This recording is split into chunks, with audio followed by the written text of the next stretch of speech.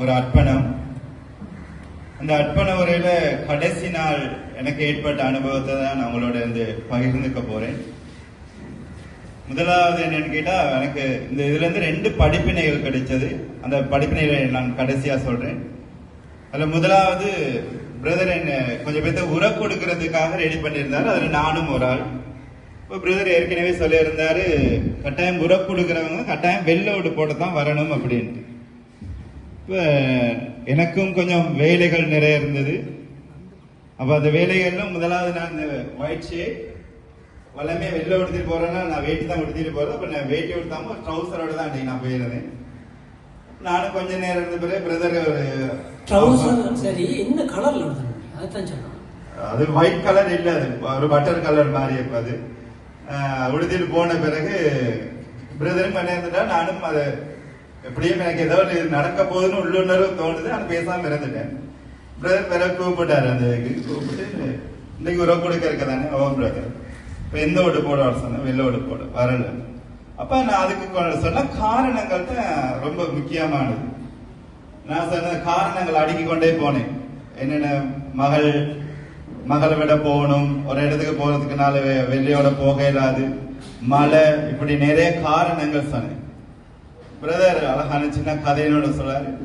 சின்ன கதைன்னு சொல்லி அதுக்கு பிறகு முக்கியமான ஒரு வார்த்தை சொன்னாரு, நீ இதை தவிர ஒத்துக்கொள், இந்த தவிர நீ செஞ்சது பிழை அப்படின்னு சொல்ல ஒத்துக்கொள்.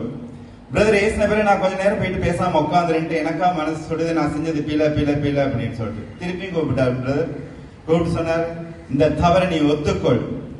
அப்பயே நான் யோசித்தேன், அந்த உட்கார்ந்துருக்க நேரம் யோசித்தேன். அந்த உட்கார்ந்துருக்க நேரம் தான் எனக்கு தெரிஞ்சு பிரதர் ஏசினது, நான் அந்த நேரம் உடைக்கப்பட்டேன். பிரதர் சொன்ன வார்த்தையால நான் உடைக்கப்பட்டேன். அது உள்ளம் உடைந்தது.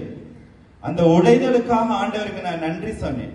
என்ன உடைந்ததுன்னு கேட்டா, பிரதர் சொன்னதை ஏத்துக்காம இருந்து அதை நான் ஏனோதானோன்ட்டு இல்லாட்டி அது எனக்கு தேவையில்லை, அவர் ஏசி விட்டாரு அப்படின்னு சொல்லிட்டு நான் அந்த விஷயத்தை பொருட்படுத்தாமல் அதை நான் அந்த பிரதர் சொன்ன அந்த வார்த்தை இன்னும் அந்த மனசுக்குள்ள இருக்கு. நான் உடைக்கப்பட்டது. அந்த உடைக்கப்பட்டதுக்கு பிறகு அந்த ஆண்டவருடைய கிருபை, அதுக்கு பிறகு அளவில்லாத ஒரு பெரிய கிஃப்ட் ஒன்று எனக்கு கிடைச்சது. அதுக்கு பிறகு ஆண்டவர் எவ்வளவு தூரம் எனக்கு உதவி செஞ்சாருன்னு அது கூட உணரக்கூடியதாக இருந்துச்சு. உதாரணத்துக்கு சொல்லணும்னா, என்னோட சங்கத்துல ஆனந்தாப்பா இருக்கிறாரு. அவர் மூலியமா ஆண்டவர் எனக்கு செஞ்ச அந்த உடைக்கப்பட்டதுக்கு பிறகு நான் பெற்ற அனுபவம். அவர் வளமே வேட்டி கட்டிட்டு அதுக்கு பிறகு உள்ளுக்கு ட்ரௌசர் போட்டு தான் வேட்டி கட்டிட்டு வந்திருந்தாரு. இப்ப பிரதர் அவர் திடீர்னு என்ன ஞானம் பிறந்தது தெரியாது, அவரோட கழிச்சு திருப்பி அந்த வேட்டியை கட்டிட்டு நான் போயிட்டு அந்த உரையை கொடுத்தேன்.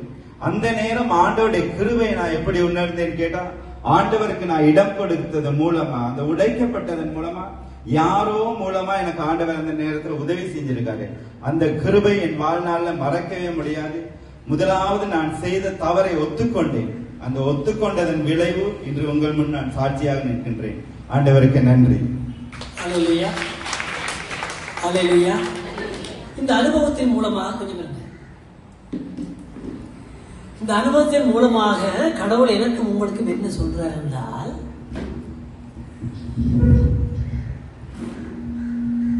ஆதியிலேயே ஆதாமும் ஏவாளும் செய்த தவறு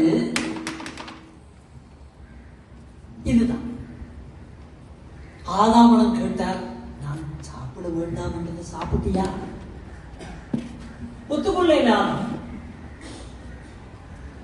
நான் சும்மா இருந்தான், நீங்கள் தந்த கடவுளை பழிய போட்டு காரணம் காட்டி ஏவாள் தந்தார்.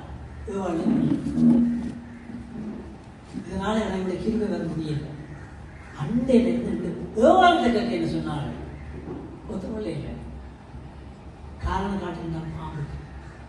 இன்றைக்கு நானும் நீங்கள் இன்றைக்கு கண்ணீர் விடுவதா இருந்தால் காரணம், வேதனைப்படுவதா இருந்தால் காரணம், கூடுதலான நோய்வாய்ப்படுவதா இருந்தால் காரணம், எனக்குள்ள பயணம் போகாமல் கடவுள் சொல்றதை கேட்டு என்னுடைய தவறை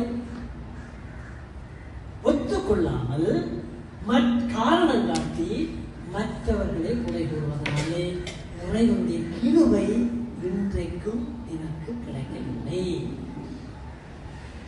அப்போ இறைவனுடைய கிருபை கிடைக்கணுமாண்டா என்ன செய்வோம்? அதாவது கல்லுக்கு மேல கீழால தண்ணி வரும், அந்த கல்லு உடைக்கப்படும். அதுதான் எங்களை கல் நெஞ்சம். ஒத்துக்கொள்ளாத தன்மை பெரிய பாவம். முடிஞ்சா நான் மன்னிப்பட்டேன். தன்னுடைய தவறை ஒத்துக்கொள்ளாதது இந்த உலகத்திலேயே மிக மிக பாவங்களுக்கு பெரிய பாவம். மன்னிக்க முடியாத பாவம். மன்னிப்பு கிடையாது. ஏன் ஒத்துக்கொள்ள அப்படி மன்னிப்பு கிடைக்கும்? அதுக்கு காரணங்களை காட்டி இதுக்குத்தான் அப்படி சொன்னாலும் இப்படித்தான் ஒரு நாளும் உங்களுக்கு பாவங்கள் மன்னிக்கப்படாது. நான் என்னுடைய தவறை ஒத்துக்கொள்ளும். இன்னும் ஒரு கால் ஆண்டவருக்கு நன்றி சொல்லுவோமா? இந்த அனுபவத்துக்காக நன்றி சொல்லுவோம். கரங்களை காட்டி நன்றி சொல்லுவோம்.